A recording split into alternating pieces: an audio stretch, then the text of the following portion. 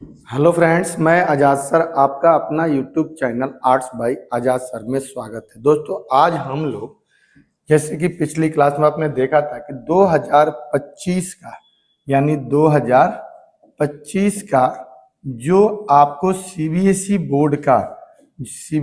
Board का जो paper था, उस पेपर को हमने आपको सॉल्व कराया था तीनों ही सेट को।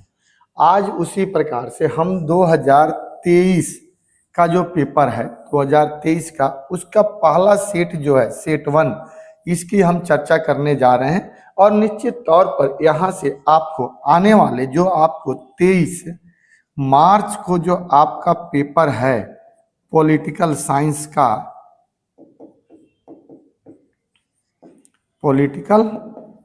का, इसका लाभ जरूर मिलेगा, क्योंकि सीबीएसई का ना एक अपना पैटर्न है, क्योंकि वो हमेशा 2 साल 3 साल पर क्वेश्चन कुछ ना कुछ रिपीट करते रहती है। तो दोस्तों चलते हैं, आज हम देखते हैं कि कौन सा क्वेश्चन है और कैसा क्वेश्चन। ठीक है, चलिए आगे बढ़ते हैं। पहला क्वेश्चन हम देखने की कोशिश करते हैं। आप देखिएगा कि टोटल मिला के पहले एक चीज जानिएगा, पॉलिटिकल साइंस में कुल यानी टोटल आपका कितना क्वेश्चन आता है? टोटल 12 क्वेश्चन आते हैं, और ये 12 क्वेश्चन 2 बुक से होते हैं। यानी फर्स्ट बुक से आपका 6 क्वेश्चन और सेकंड बुक से भी 6 क्वेश्चन आते हैं। यानी टोटल मिला करके आपके कितने हो गए? 12 क्वेश्चन हो गए। लेकिन इस 12 क्वेश्चन में कई पैटर्न होते हैं। कोई क्वेश्चन ऐसा होता है जो मैचिंग करने वाला होता है, कोई क्वेश्चन ऐसा होता है जो कथन कारण का क्वेश्चन होता है, कोई क्वेश्चन ऐसा होता है जो फिल इन द ब्लैंक्स का होता है, कोई क्वेश्चन ऐसा है जो जोड़ा चूज करने वाला होता है, कॉलम 1 को कॉलम 2 से मिलाने वाला होता है, और कुछ डायरेक्ट फैक्ट वाले क्वेश्चन होते हैं जो 4 एमसीक्यू पर आधारित होते हैं। इस प्रकार से देखा जाए तो कम से कम आपको हम बता दें कि 5 से 6 पैटर्न होते हैं क्वेश्चन पूछने का। क्या होता है? 5 से 6 पैटर्न होता है जिसके आधार पर क्वेश्चन पूछा जाता है। ठीक है दोस्तों, तो चलिए हम आज के 2023 के पेपर के सेट 1 का पहला क्वेश्चन देखते हैं क्या पूछा है, और फिर हम वहां से देखते हैं कि कैसे इसके लिए इंपॉर्टेंस है। दोस्तों, कह रहा है कि निम्नलिखित रिक्त स्थान को नीचे दिए गए किसी एक उपयुक्त पद से भरिए। यानी नीचे जो ये विकल्प दिए गए हैं, इन्हीं विकल्प के आधार पर यहाँ ये क्वेश्चन को करना है। क्या कह रहा है? कह रहा है कि डैश यानी जो रिक्त स्थान है का अर्थ, अब इनमें से हम देखेंगे कि कौन सा है जो इस पूरे सेंटेंस को पूरा करता है। बात समझ में आ रही है ना, कि पूरा सेंटेंस को बेहतर तरीके से करने का काम करता है। कह रहा है का अर्थ, डैश का अर्थ ऐसी प्रगति से है जो वर्तमान पीढ़ी की आवश्यकताओं को भावी पीढ़ी यानी वर्तमान पीढ़ी की आवश्यकताओं को ध्यान में रखते हुए भावी पीढ़ी यानी आने वाली पीढ़ी की आवश्यकताओं के साथ समझौता किए बिना पूरा कर सकती है। यानी कह रहा है कि हम आज विकास कर रहे हैं, विकास का मामला लगातार चल रहा है। ये फर्स्ट बुक के चैप्टर नंबर 6 से रिलेटेड क्वेश्चन है, जो पर्यावरण को है, जो पर्यावरण का आज के डेट में नुकसान हो रहा है। और वहीं पर एक नया कंसेप्ट आ रहा है पर्यावरण को लेकर के, टिकाऊ विकास, यानी एक ऐसा विकास जो वर्तमान पीढ़ी को ध्यान में रखते हुए आने वाली पीढ़ी के लिए भी काम करे। यानी इस पीढ़ी को भी नुकसान ना हो और आने वाले पीढ़ी को भी नुकसान ना हो। अगर हम ऐसा विकास करते हैं तो इसे हम क्या कहेंगे? टिकाऊ विकास कहेंगे। क्या कहेंगे दोस्तों? टिकाऊ विकास कहेंगे। तो निश्चित तौर पे आपका उत्तर ये हो जाएगा। यहां पर हम क्या लिख देंगे? हम लिखेंगे यहां पर टिकाऊ विकास। क्या होगा? टिकाऊ विकास। ये अपना उत्तर हो जाएगा। अब देखिए, टिकाऊ विकास का अर्थ ऐसी प्रगति से है जो वर्तमान पीढ़ी की आवश्यकता को भावी पीढ़ी की आवश्यकताओं के साथ समझौता किए बिना ही उसे पूरा कर सकता है, यानी दोनों को ध्यान में रखते हुए आगे बढ़ सकता है। ये आपका क्वेश्चन यहाँ पे सॉल्व हो गया। ठीक है दोस्तों, यानी पहला हमने उत्तर आपको बता दिया, जिसका उत्तर क्या होगा?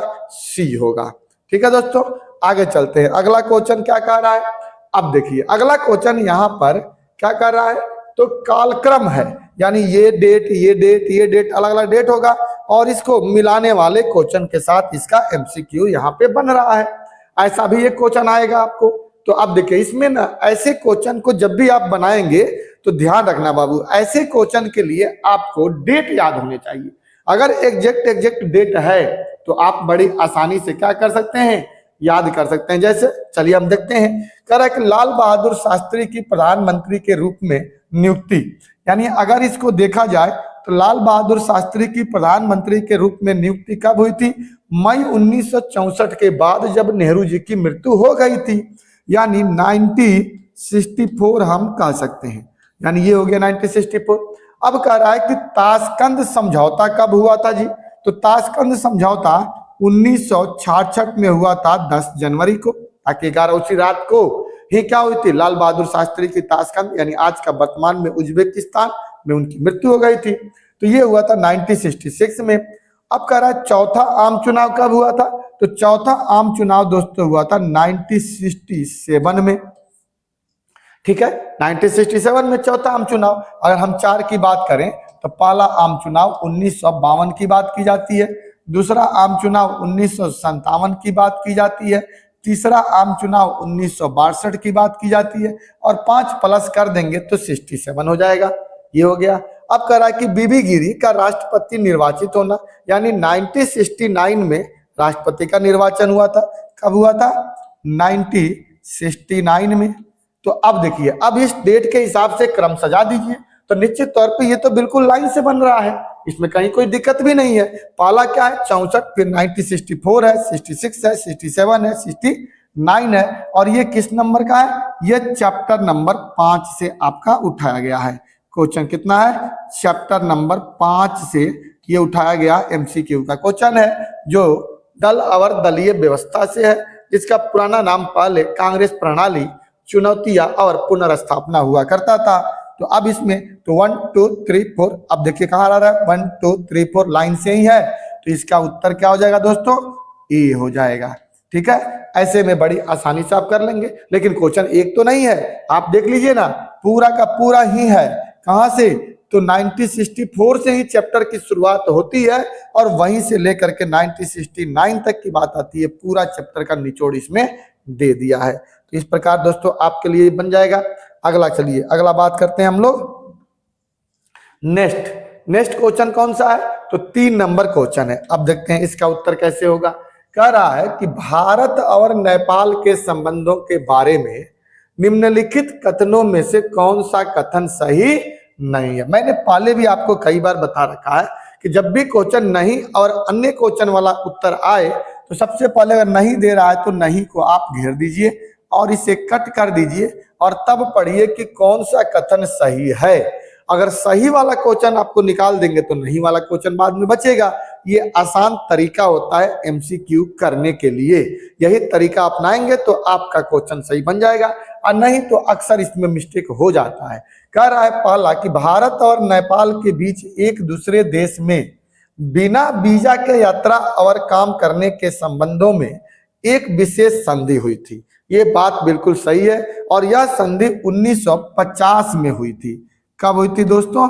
1950 में हुई थी भारत और नेपाल के बीच में कि बिना वीजा का आप हमारे देश में और हम आपके देश में आएंगे और जाएंगे और काम करेंगे। तो ये आपका संधि हो गया, तो ये भी सही हो गया। भी कह रहा है कि भारत नेपाल से आने वाले नदियों के जल को साझा करता है। ये भी बात बिल्कुल सही है कि भारत जो है नेपाल से आने वाली नदियां, सारा नदियां आती हैं नेपाल से ही, तो सारी नदियां आती है हिमालय से निकल करके उत्तर प्रदेश बिहार में सारी नदियां आती हैं, तो सारा पानी साझा करता है। सही है। दोनों देशों में लोकतांत्रिक शासन प्रणाली है। ये भी बात सही है। अगर वर्तमान में देखा जाए, अगर हम 2023 का पेपर बना रहे हैं तो 2023 के पेपर के समय तो दोनों में ही लोकतंत्र है। अगर ये सवाल 2006 से पहले का होता तो हम एक पल के लिए सोच भी सकते थे कि नेपाल होगा या नहीं होगा, क्योंकि 2006 के बाद लोकतंत्र में आया नेपाल।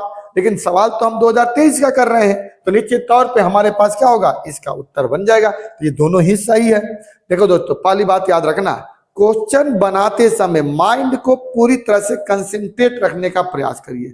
ऐसा नहीं है कि 12 क्वेश्चन जो आता है वो आपको नहीं आता है, ऐसा हो ही नहीं सकता, क्योंकि आपने पूरा साल भर स्टडी किया है और कंसेप्चुअल अध्ययन किया है, तो आप उस 12 क्वेश्चन को ऑलरेडी बना सकते हैं। लेकिन कई बार क्या होता है कि पेपर बनाते समय हमारे ऊपर बहुत ज्यादा दबाव होता है, क्वेश्चन एग्जाम हॉल में दबाव रहता है, और उस दबाव में हम क्या करते हैं, तनाव में हम गलतियां कर देते हैं। उस तनाव को खत्म करने का एक ही उपाय है कि आप फ्री माइंड होकर के 1% भी अपने दिमाग पर प्रेशर ना लेकर के आप क्वेश्चन बनाइए और करिए, और देखिए आपका माइंड पूरी तरह से काम करेगा, किसी प्रकार का उसमें दिक्कत नहीं होगा और आप सारे के सारे क्वेश्चन बनाने में सक्षम हो सकते हैं। हो सकता है एक आध क्वेश्चन कोई ऊपर नीचे थोड़ा हो जाए, उसको भी रिलैक्स होकर बनाइएगा तो आपका उत्तर बन जाए, क्योंकि आपने साल भर स्टडी किया है। ये भी आपका सही होगा, ये भी सही है। अब कह रहा है कि नेपाल सदैव भारत की नीतियों का अनुसरण करता है, ऐसा नहीं है। यही क्वेश्चन क्या है, सत्य नहीं है, तो इसका उत्तर क्या हो जाएगा, डी हो जाएगा। आप कहिएगा सर कैसे नहीं है, अगर ये बात सही होता, नेपाल हमेशा ही भारत का अनुसरण करता, तो नेपाल को लेकर के भारत और चीन के बीच में रिश्ता खराब नहीं होता, क्योंकि नेपाल कई बार नेपाल चीन के पास चला जाता है और इसके से भारत का तनाव बढ़ जाता है और भारत नेपाल के सारे चीजों को पूरा करने का प्रयास करता है, तो वो हमेशा अनुसरण नहीं करता, इसलिए इसका उत्तर क्या हो जाएगा, डी हो जाएगा। ठीक है दोस्तों, चलिए अगला क्वेश्चन देखते हैं हम लोग। अगला क्या कह रहा है, अगला कह रहा है कि निम्नलिखित में से कौन संयुक्त राष्ट्र संघ, यानी ये जो है संयुक्त राष्ट्र संघ जिसको हम लोग UNO कहते हैं, जिसकी स्थापना 24 अक्टूबर 1945 को सेकेंड वर्ल्ड वार के बाद हुई थी। कह रहा है कि UNO का अंग नहीं है भाई, कौन सा अंग नहीं है, यानी नहीं को पहले काट दीजिए तब पढ़िए कौन सा अंग है। तो अब देखिए इस UNO के ना टोटल 6 अंग होते हैं। कितने अंग होते हैं, 6 अंग होते हैं, जिसमें एक महासभा होता है, बिल्कुल बात सही है। दूसरा ही इसका होता है क्या, सुरक्षा परिषद होता है, एक अंतर्राष्ट्रीय न्यायालय भी होता है, एक सामाजिक एवं आर्थिक परिषद भी होता है, एक न्यायसीता भी होता है, ठीक है, सचिवालय भी होता है। 6 हो गया ना, अरे 3 तो यहीं पर है, महासभा, सुरक्षा परिषद, अंतर्राष्ट्रीय न्यायालय, सचिवालय, न्यायसीता और आर्थिक एवं सामाजिक परिषद। इसका ये अंग नहीं है। विश्व स्वास्थ्य संगठन इसकी एक एजेंसी है, UNO के अंडर में बहुत सारी एजेंसियां काम करती हैं, जैसे WHO हो, WTO हो, जैसे आपका यूनेस्को हो, ठीक है। तो ये सब बहुत सारी एजेंसियां हैं जो काम करती है, उन्हीं में से विश्व स्वास्थ्य संगठन यानी WHO वर्ल्ड हेल्थ ऑर्गेनाइजेशन है, ये एजेंसी है, इसलिए ये इसका अंग नहीं है, इसलिए उत्तर क्या हो जाएगा, यही हो जाएगा। ठीक है दोस्तों, आराम से आप बनाइएगा, बहुत मैं मेहनत से कर रहा हूं, एक एक चीज बता रहा हूं ताकि इससे आपको आने वाले समय में सुरक्षा अन्य क्वेश्चन भी पकड़ में आ जाए। जैसे आपने 6 अंग याद किया होगा, एक यहाँ पे महासभा ये, और 3 अन्य आप चाहें तो लिख भी सकते हैं। एक इसके बाद सुरक्षा परिषद, सुरक्षा परिषद तो ये महासभा, ये अंतर्राष्ट्रीय न्यायालय है। एक होता है क्या, सचिवालय भी होता है, न्यायसीता परिषद भी होता है, सामाजिक आर्थिक परिषद भी होता है। ठीक है, अगला क्वेश्चन अब कह रहा, क्या कह रहा है, अगला क्वेश्चन क्या है दोस्तों, कह रहा है कि अंतरराष्ट्रीय कंपनियों द्वारा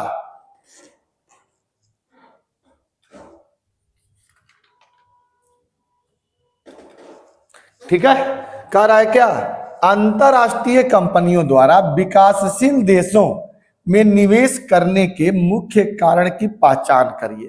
यानी जो अंतरराष्ट्रीय कंपनियां हैं, इंटरनेशनल कंपनी है, वो विकासशील देश जो पूरी तरह से डेवलप नहीं है उन देशों में निवेश कर रही है, उनके निवेश करने का मुख्य कारण क्या हो सकता है, वंचित लोगों का कल्याण करना, अपनी संपत्ति बढ़ाना एवं अधिक मुनाफा कमाना, अन्य देशों को लाभ पहुंचाना, ठीक है, या विकासशील देशों की सरकारों को वित्तीय सहायता देना। क्या है, क्या होगा जी दोस्तों, तो देखिए कभी भी कोई कंपनी किसी देश में जाती है तो उसका पहला मकसद होता है मुनाफा कमाना, ठीक है ना, संपत्ति बढ़ाना। कहीं भी जाए, किसी भी विदेशी कंपनी हो, कोई भी कंपनी हो, हमारी आपकी किसी भी हो, अगर हम संस्थान चला रहे हैं तो हम भी यही सोचते हैं कि हमारी संस्थान प्रॉफिट में हो, कोई भी आदमी हो। तो अब इसका अपनी संपत्ति बढ़ाना और अधिक मुनाफा कमाना ही विदेशी कंपनियों का उद्देश्य है। इसी कारण से वो विकासशील देशों में जा रही है, जहां लोगों को रोजगार की जरूरत है और इसको रोजगार देती है, सस्ते मजदूर मिल जाते हैं और एक बड़ा सा बाजार भी मिल जाता है, जनसंख्या भी ज्यादा होती है और वो वहां पे प्रॉफिट कमा लेते हैं। तो इसका उत्तर क्या हो जाएगा दोस्तों? बी हो जाएगा। ठीक है, एकदम इत्मीनान से, कोई घबराने की जरूरत नहीं है, आराम आराम से कर रहे हैं। अब कह रहा है जम्मू और कश्मीर से संबद्ध अनुच्छेद 370 को कब समाप्त किया गया? जनवरी 19, अगस्त 19, 9 अगस्त 2019, 19 अगस्त 2019। देखिए इसका एक्चुअल अगर देखा जाए तो 5 अगस्त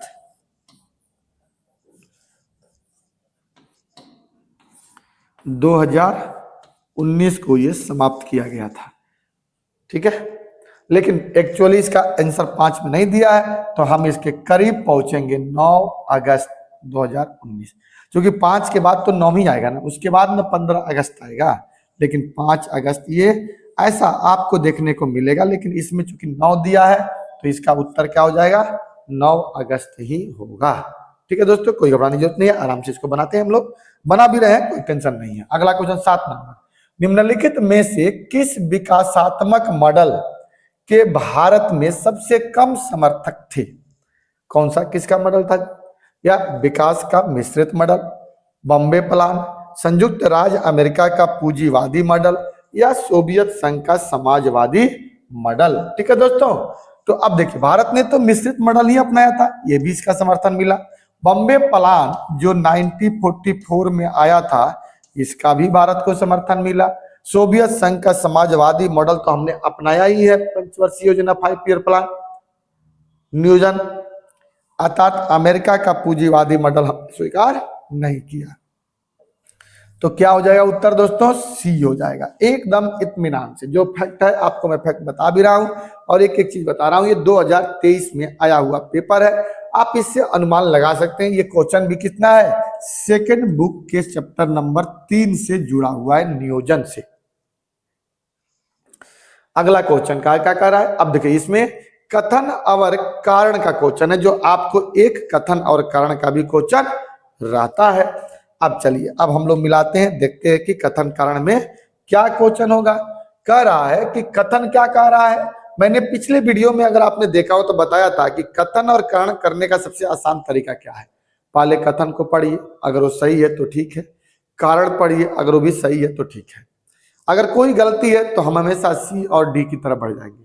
अगर दोनों सही है तो यहीं पर आकर के सबसे बड़ा मुश्किल हाथ लगता है कि क्या व्याख्या कर रहा है कि नहीं कर रहा है। इसका आसान तरीका होता है, फिर उसके बाद कारण पढ़िए, किंतु परंतु वर्ड लगा करके अभिकथन पढ़िए और तब देखिए उसका उत्तर निकल जाता है। और यही तरीका सबसे बेस्ट होता है। इसीलिए मैं सब पूछता है कि कथन क्या, कारण क्या, कथन की व्याख्या कर रहा है कि नहीं, इसलिए कारण पढ़ना चाहिए। देखिए कह रहा है कि 1990 के दशक के संवैधानिक राजतंत्र के दौरान नेपाल की राजनीतिक पार्टियां और आम जनता अधिक खुली और उत्तरदायी शासन प्रणाली चाहती थी। बिल्कुल बात सही है, इसमें कहीं कोई डाउट नहीं है। तभी जाकर के 1992 में वहां पर आंदोलन हुआ था, जिसके वजह से सरकार ने संविधान सभा को भंग कर दिया था। अब कह रहा है राजा सेना की सहायता से सरकार पर पूर्ण नियंत्रण बनाए हुए था और उसने नेपाल में लोकतंत्र की विस्तार को प्रतिबंधित भी किया था। ये भी बात बिल्कुल सही है। ये भी बात क्या है जी? एकदम बिल्कुल सही है।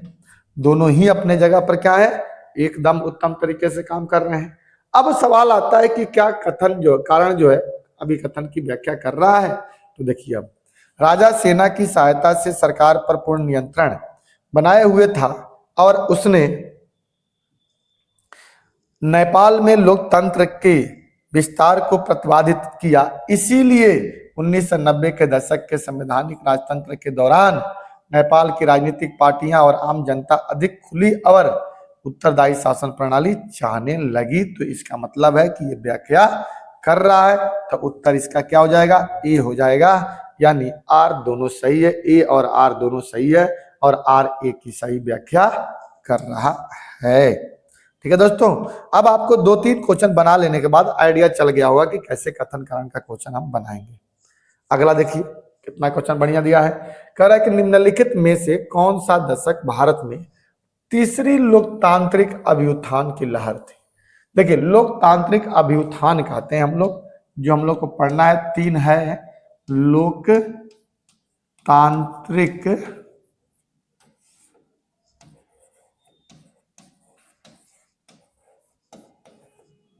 अभ्युत्थान। यानी इसका मतलब होता है कि जब भारत में चाहे दुनिया में जब जनता अपनी वोट के महत्व को समझते हुए बेशक मताधिकार का ज्यादा से ज्यादा प्रयोग करने लगे तो इसको लोकतांत्रिक अभ्युत्थान कहते हैं। यानी लोकतंत्र में ज्यादा से ज्यादा भागीदारी को ही लोकतांत्रिक अभ्युत्थान कहते हैं। और इसके लिए भारत में 3 लहर चली थी। पहली लहर जो हुई थी फर्स्ट नंबर 1 वो थी 1950 से लेकर के 70 के दशक को हम कहते हैं। दूसरा हम जो हुआ था हमारे यहाँ उसको हम लोग 1980 से लेकर के 90 का दशक मानते हैं। और तीसरा जो था वो 1990 से लेकर के आगे तक का दशक माना जाता है, आगे तक। अब ये पूछ रहा है कि तीसरा लहर कब चला था, तो देखिए इसमें 90 का दशक आएगा, उत्तर सी है, ये इसका उत्तर हो जाएगा। क्योंकि 70 का दशक कुछ नहीं था, 80 का दशक दूसरा था और 2000 का दशक तो आया नहीं, तो 90 के दशक का ही बात होगा। तो इसलिए इसका उत्तर क्या हो जाएगा दोस्तों, कोई दिक्कत, 1990 हो जाएगा।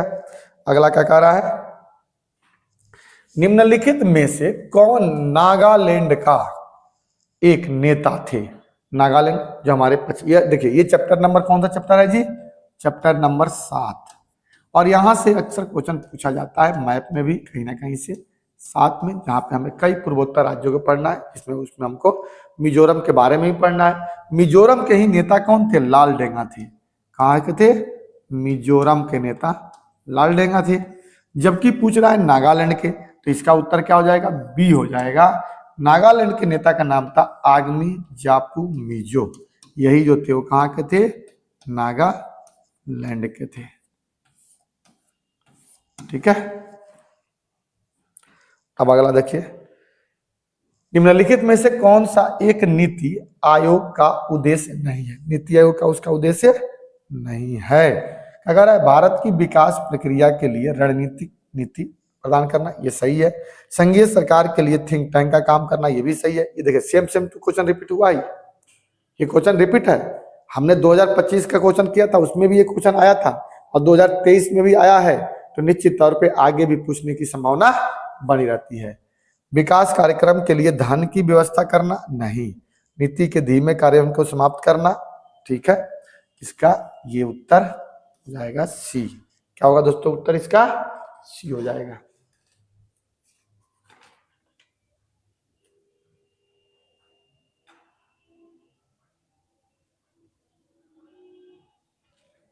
क्या हो जाएगा दोस्तों, उत्तर इसका सी हो जाएगा। ठीक है, कोई दिक्कत। अगला क्वेश्चन क्या कह रहा है जी, लास्ट क्वेश्चन है, गलत युग्म को पहचानिए। मैंने कहा था कि इधर इस टाइप का भी एक क्वेश्चन आता है। अब देखिए गलत युग्म क्या है, तो देखिए कह रहा है ताशकंद समझौता किसके समय में। देखिए ये भी रिपीट क्वेश्चन है, ये भी 2025 में क्वेश्चन पूछा गया है, जो आपको यहाँ दिखा रहा है कहां पर, 23 में। ताशकंद समझौता, तो ताशकंद समझौता किसके समय हुआ था, जवाहरलाल नेहरू, नहीं गलत है।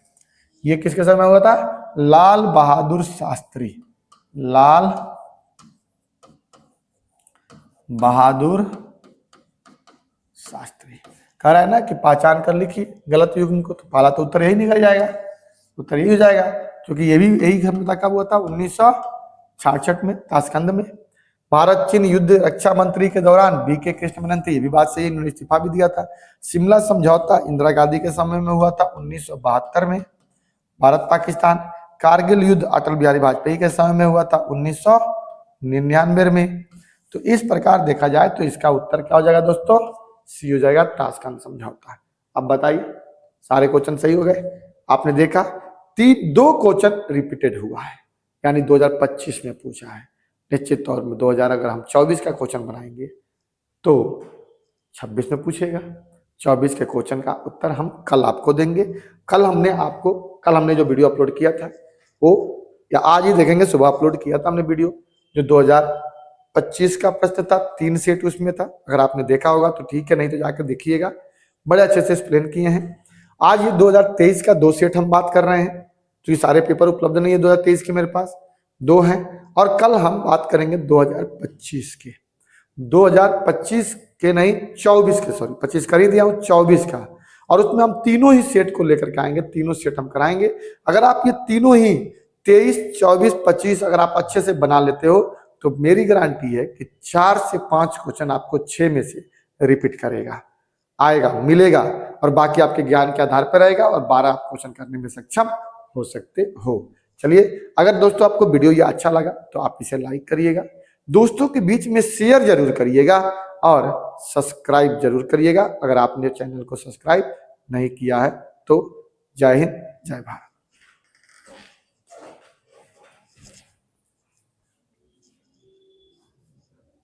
चलिए पहले क्वेश्चन की तरफ हम लोग बढ़ते हैं और देखते हैं कि पहला क्वेश्चन क्या कह रहा है। कह रहा है कि जून 1983 में यूरोपीय समुदाय, यानी जो यूरोपीय यूनियन था, समुदाय कहते थे पहले, यूरोपीय यूनियन ही बाद में बन गया, 93 में नाम बदल दिया गया इसका। पहले यूरोपीय आर्थिक समुदाय संगठन के नाम से प्रचलित था। कि देशों के बीच सीमा नियंत्रण समाप्त करने वाली संधि का नाम बताइए, क्या था। तो जून 1983 में जो संधि हुई थी, उस संधि का नाम दोस्तों सागेन की संधि था। कौन सी संधि थी? सागेन की संधि हुई थी। ठीक है, ये आपका फर्स्ट बुक, जो हम लोग पहला बुक पढ़ते हैं, फर्स्ट बुक के चैप्टर नंबर 2 है, सत्ता का समकालीन। चैप्टर नंबर 2 के जो सत्ता का समकालीन केंद्र था, जिसमें संगठन थे, वही ये संगठन नंबर EU जो हमारा संगठन है, यूरोपीय यूनियन, इसी संगठन से क्वेश्चन ये पूछा गया, यानी फर्स्ट बुक के सेकंड चैप्टर से है। सागेन की संधि, ये आप याद रखिएगा, बड़ी ही इंपॉर्टेंट है। आगे कह रहा है दोस्तों, आप देखिए, वर्ष 2009 में अपनी प्रथम बैठक में डैश के समावेश के बाद ब्रिक, जो पहले ब्रिक नाम हुआ करता था, हालांकि अब ये सिलेबस में नहीं है, याद रखिएगा कि जो ब्रिक्स पहले हम लोग पढ़ते थे, इस साल इस सिलेबस से उसको निकाल दिया गया, पिछली बार ही निकाल दिया गया था। ठीक है, निकाल दिया गया था, लेकिन अब इसमें है नहीं। लेकिन अभी जब है तो हम इसकी चर्चा कर ही देते हैं। ठीक है, के समावेश के बाद ब्रिक्स में परिवर्तित हो गया, मतलब जो पहले ब्रिक था, यानी BRIC, ब्रिक बोलते थे, अब यह ब्रिक जो है BRICS हो गया, ब्रिक्स, यानी ब्राजील, रसिया, इंडिया और चाइना होता था। अब इसमें साउथ अफ्रीका एक नया जुड़ गया। ठीक है, 2009 में तो अब बन गया क्या? ब्रिक्स बन गया, यानी ब्राजील, रसिया, इंडिया, चाइना और साउथ अफ्रीका। तो वही पूछ रहा है कि कौन सा देश जुड़ा, ये आपका हो गया दक्षिण अफ्रीका। ठीक है दोस्तों, आराम से क्वेश्चन किए, आराम से बन गया ये क्वेश्चन। हालांकि अब नहीं पूछेगा क्योंकि अब सिलेबस से बाहर है, लेकिन उसमें पूछा गया था। अब देखिए, भारत विभाजन के विषय में निम्नलिखित में से कौन सा कथन गलत है? ठीक है, गलत है तो हमें सही चूज कर लेना है कि सही क्या है। अब बताइए, कह रहा है कि भारत विभाजन द्वीप राष्ट्र सिद्धांत का परिणाम था। बिल्कुल बात सही है, हमें गलत चूज करना है तो पहले हम सही सही चूज कर लेते हैं। आसान तरीका यही होता है, बनाने का क्वेश्चन यही तरीका है कि पहले सही चूज करिए, गलत ऑटोमेटिक बच जाएगा। तो ये तो सही है, द्वीप राष्ट्र का सिद्धांत किसने दिया था? मुस्लिम लीग ने दिया था, मुस्लिम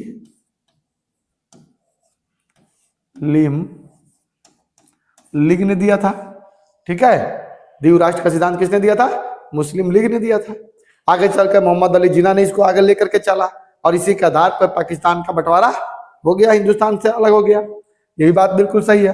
धर्म के आधार पर 2 प्रांत पंजाब और बंगाल का बंटवारा हुआ, ये भी बात सही है, ये भी सही है, गलत तो नहीं है।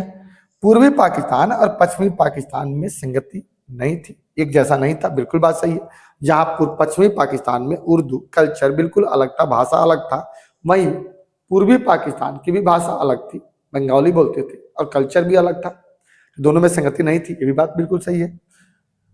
कह रहा कि विभाजन की योजना में यह बात भी शामिल थी कि दोनों देशों के बीच आबादी की अदला बदली होगी? नहीं, ये टोटली क्या है क्वेश्चन भाई हमारा गलत है, इसलिए गलत है तो इसका उत्तर ये होगा। क्योंकि जब बंटवारा हुआ था ना, तो हमारे विभाजन की प्रक्रिया में ये बात नहीं कहा गया था कि जनसंख्या का आदान प्रदान होगा, यानी जो आबादी होगी यहां से उठ करके पाकिस्तान जाएगी या पाकिस्तान की यहाँ आएगी, नहीं, ऐसा बात नहीं कहा गया था।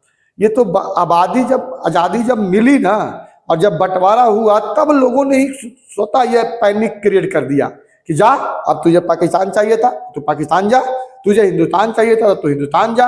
और ऐसी स्थिति में देश में दंगा फैल गया और लोग इधर से उधर भागने दौड़ने लगे और बड़ी बुरा स्थिति हुआ और सबसे ज्यादा विस्थापन की समस्या पैदा हुई। उसके बाद शरणार्थी की समस्या, फिर उसको रहने की समस्या, फिर नागरिकता की समस्या, ये पैदा हो गई। लेकिन कहीं भी हमारे विभाजन में ये बात नहीं कहा गया था, ये शामिल ही नहीं था कि आबादी की भी अदला बदली होगी, इसलिए ये गलत है। देख रहे ना कितना कंसेप्चुअल क्वेश्चन पूछा है कि मत पूछिए। इसलिए कभी भी बाबू मैं हमेशा बोलता हूं अपने विद्यार्थियों को एनसीईआरटी पढ़िए। जब तक आप एनसीईआरटी नहीं पढ़िएगा आपका स्टैंडर्ड नहीं बढ़ेगा। और अगर एनसीईआरटी पढ़ते हैं, सही टीचर का सलाह मिल जाता है। हाँ, ये बात जरूर है कि एनसीईआरटी पहली बार में समझ में नहीं लगता है, थोड़ा वक्त लगता है, लेकिन थोड़ा थोड़ा ही सही, धीरे धीरे ही सही, आप पूरे साल भर में एनसीईआरटी समझ जाएंगे। आप उसे पढ़ने का प्रयास करिए। अगला क्वेश्चन कह रहा है कि भारत का पहला भाग जहां सार्वभौमिक वयस्क मताधिकार के सिद्धांत को अपनाकर चुनाव हुआ वो कौन सा था? मणिपुर था। जहां के राजा कौन थे? राजा बोधचंद्र थे। राजा बोधचंद्र, राजा बोधचंद्र जो थे मणिपुर के थे। और यहाँ पर पहली बार सार्वभौमिक मताधिकार का चुनाव किया गया था 1948 में। हालांकि इसे भारत में धोखे से मिला लिया गया था। ये रियासत था जो अपने आप को अलग रहने का प्रयास कर रहा था। अगला क्वेश्चन, अब देखिए दोस्तों, यहाँ पर फिर एक क्वेश्चन आ गया जो कथन और कारण का होता है। तो कथन और कारण वाला क्वेश्चन तो मैंने पहले ही बताया है। अब इसमें ना खाली इसमें फॉर्मूला दिया गया है कि ये कथन कारण के क्वेश्चन जो होंगे वो आपको कैसे होंगे और कैसे कैसे बात बनेंगे, ये फॉर्मूला दे दिया गया है। असला क्वेश्चन यहाँ पे यहाँ है। देखिए कथन और कारण कह रहा है कि भारत और इजराइल के मध्य कूटनीतिक संबंध औपचारिक रूप से 1992 से विकसित हुआ। ये बात बिल्कुल क्या है? सही है। हालांकि ये भी इस बार नहीं पढ़ना है, पहले हमें विदेश नीति के तहत इजराइल पढ़ना होता था। अब विदेश नीति के तहत इजराइल को हटा दिया गया, लेकिन 2023 में चूंकि इजराइल को पढ़ना था इसलिए क्वेश्चन यहाँ पे पूछा गया था। अब नहीं पढ़ना है, नहीं पूछेगा, लेकिन फिर भी आपको एक पल के लिए हम समझा देते हैं। ठीक है, अधिकतम ये इतना तो सही था। अब कह रहा है कारण क्या है कि 92 में भारत में इजराइल के दूतावास की स्थापना हुई, ये भी सही है। अब हमने ट्रिक बताया है ना, पहले कारण पढ़ के फिर किंतु परंतु के साथ वो पढ़िए। कह रहा है कि 1992 में भारत में इजराइल के दूतावास की स्थापना हुई, इसीलिए भारत और इजराइल के मध्य कूटनीतिक संबंध औपचारिक रूप से 1992 से विकसित हुआ। यानी दोनों ही मिलकर के क्या कर रहा है? इसका व्याख्या कर रहा है।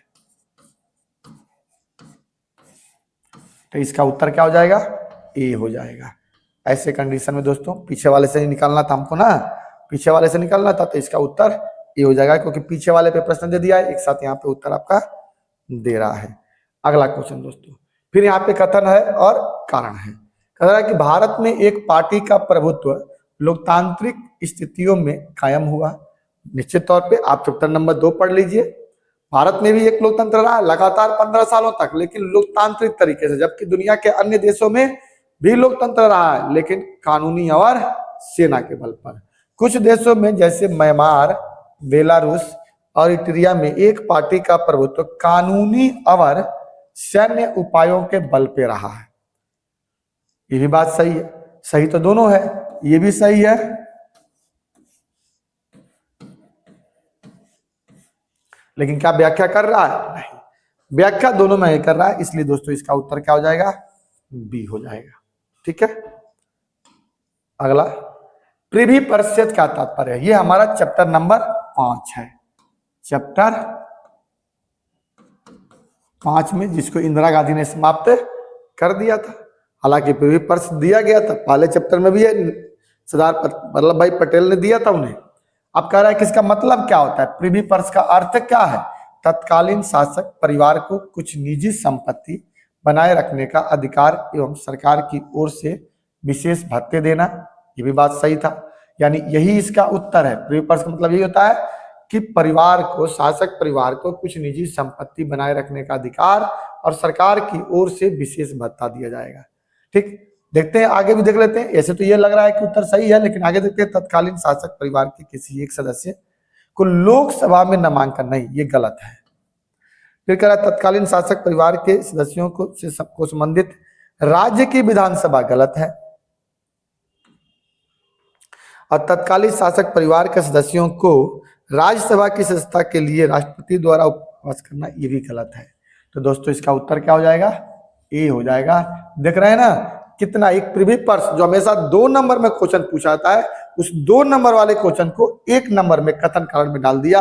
अगर आपका ये कंसेप्ट क्लियर नहीं होता तो आप इस क्वेश्चन को कर नहीं पाएंगे। इसलिए दोस्तों मैं हमेशा आपको कहता हूं कि कंसेप्ट पे बल दीजिए, इधर उधर की पढ़ाई से दूर रहिए, मेहनत करिए, माता पिता का नाम रोशन करिए।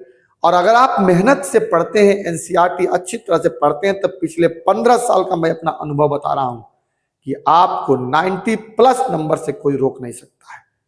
अगर आप अच्छी तरह से एनसीईआरटी पढ़ते हैं तो 90 क्या 95+ भी ला सकते हैं, क्योंकि सारे क्वेश्चन एनसीईआरटी से ही आते हैं। आगे करते हैं क्वेश्चन। अगला क्वेश्चन कह रहा है क्या, नेहरू की विदेश नीति के उद्देश्यों के विषय में निम्नलिखित में से कौन से कथन सत्य है। अब कह रहा है कि विदेश नीति उनका था, कौन सा क्वेश्चन इसमें से सत्य है। अब देखिए, अभी 3 गो है और इसमें से चूज करना है कि कौन सा क्वेश्चन क्या है जी, सत्य है विदेश नीति के तहत। ठीक है, तो कठिन संघर्ष से प्राप्त प्रभुत्व को बचाए रखना, ये तो बिल्कुल बात सही है। इनका तो नीति था कि हमें कठिन संघर्ष, क्षेत्रीय अखंडता को बनाए रखना, साम्राज्यवाद का समर्थन करना, नहीं, गलत है, टोटली गलत है। साम्राज्यवाद और उपनिवेशवाद का हम क्या करते हैं, विरोध करते हैं। नेहरू जी के पहला दृष्टिकोण यही था, ये तो गलत हो गया। तेज गति से आर्थिक विकास करना, ये भी सही है, ये भी सही है। तो देखिए 1 2 4 कहां सही है, 1 2 4, यानी इसका उत्तर क्या हो जाएगा, सी हो जाएगा। अगला क्वेश्चन है दोस्तों, भारत के क्षेत्र के राज्यों को 7 बहनें कहा जाता है, कौन सा क्षेत्र है। जैसे हमारे यहां ऐसे बता दीजिए, ये उत्तर हो जाएगा। तो इधर को जो एरिया होगा इसको पश्चिम उत्तर कहेंगे, और इधर का जो एरिया होगा इसे पूर्वोत्तर कहेंगे। और यही पूर्वोत्तर वाला इलाका ही 7 बहनें, 7 सिस्टर के नाम से जाता है। तो उत्तर और पूरब यानी बी। देख कितना अच्छा क्वेश्चन पूछा है, दिशाओं से ही आपका क्वेश्चन पूछ दिया। तो इसी एरिया में तो हमारे हैं पूर्वोत्तर वाली बहनें हमारी, पूर्व और उत्तर में है। अगला क्वेश्चन जो मंडल आयोग की सिफारिश सरकार ने लागू किया, किस सरकार की सिफारिश पर मंडल कमीशन का लागू हुआ था।